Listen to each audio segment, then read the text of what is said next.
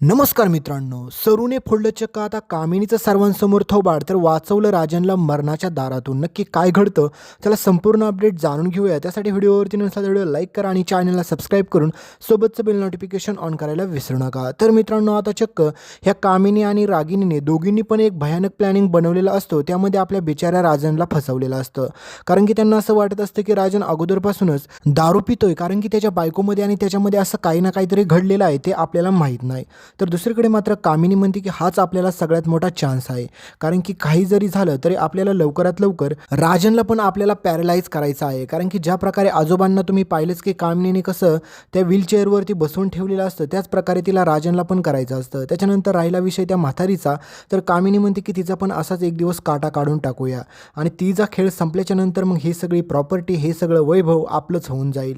आणि हा सगळा असा घाणेरडा प्लॅनिंग बनवलेला असतो कामिनी आणि रागिनीने. तर ह्या दोघीजणी मात्र आता त्याच्यासाठी सज्ज देखील असतात. तर दुसरीकडे मात्र राजनला आता एवढ्या नशेच्या अवस्थेमध्ये त्या दोघीजणी घरात घेऊन जातात आणि राजनला डोक्यावरती म्हणजेच त्या मेंदूला मार लागावा यासाठी मेंदूवरती पाडायचा प्लॅनिंग असतो. पण आता दुसरीकडे आजोबांना हे सगळं सत्य कामिनी सांगते, पण बिचारे आजोबा काहीच करू शकत नसतात. कारण की आजोबांना ऑलरेडीपासूनच तुम्हाला माहितीच आहे की आजोबा पॅरलाइज झालेले असतात. त्याच्यामुळे आजोबांना नीट बोलता पण येत नसतं, आजोबांना चालता पण येत नसतं. पण आजोबा कमळीकडे इशारा करतात आणि कमळीला सत्य सांगतात की आत काहीतरी घडणार आहे. तेव्हाच मात्र बिचारी कमळी धावत पळत जाते आणि राजन काका पडलेलं पाहून तिला खूप मोठा धक्का बसतो. तर राजनला आता पुढे हॉस्पिटलमध्ये घेऊन जाणार आहेत आणि राजनच्या मेंदूलाच काय, डोक्याला पण जोरदार इजा अशी होती. तर दुसरीकडे राजनने कमळीला वचन दिलेलं होतं की मी कधीच दारू पिणार नाही, परंतु ह्या कामिनी आणि रागिनीने राजनला फसवून दारू पाजलेली असते, तर त्याला पॅरलाइज करायचा यांनी प्रयत्न केलेला असतो.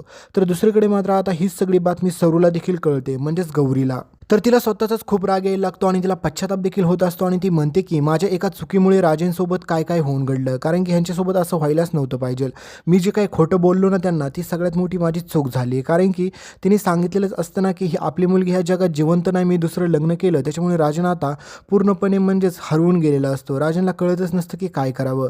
त्याच्यामुळे राजनला हे सगळं काही व्यसन लागलेलं असतं. तर पुढं आता चक्क आपली सरू म्हणजेच आपली गौरी ठरवते की काही जरी झालं तरी ती राजनसोबत खंबीरपणे उभी राहणार आणि राजनला ह्या दुःखामध्ये साथ देणार. तर दुसरीकडे मात्र आपल्या सरूला म्हणजेच गौरीला कळतं की हे सगळं कोणी ना कोणी घडवून आणलेलं असेल. ते म्हणजेच तुम्हाला माहितीच आहे की तिचा डाव पाहिला असतो ते म्हणजेच कामिनीने. आणि कामिनी, रागिनी, अनिका एवढ्या खुश झालेल्या असतात, त्यांना वाटतं की आता राजन वाचणार नाही, कारण की तो पॅरलाइज झालाय.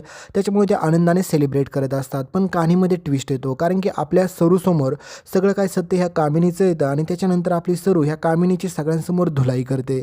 आणि त्याच वेळेस मात्र आता अन्नपूर्णा आजींना देखील हे सत्य समजणार आहे की कमळीच तिची खरी नात आहे आणि गौरी म्हणजे सरू तिची जिवंत आहे. तर हे सगळं तुम्हाला पुढे पाहायलाच भेटेल.